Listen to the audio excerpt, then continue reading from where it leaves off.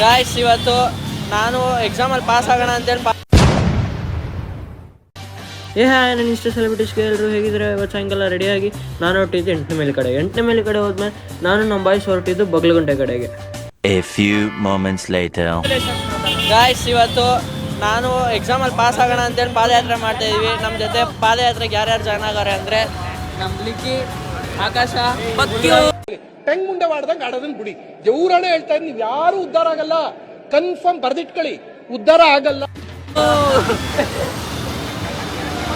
ಇವತ್ತು ನಮ್ಮ ಪಾದಯಾತ್ರೆ ಎಲ್ಲಿಂದ ಅಂತಂದರೆ 8ನೇ ಮೈಲಿಂದ ಹಿಡಿದು ಬಗಲಗುಂಟೆವರೆಗೂ ಸ್ವಲ್ಪ ದೂರ ಅನ್ನಿಸ್ತು, ಆದರೂ ಮಾಡೋಣ ಅಂತ ಮಾಡ್ತೀವಿ ಗಾಯ್ಸ್.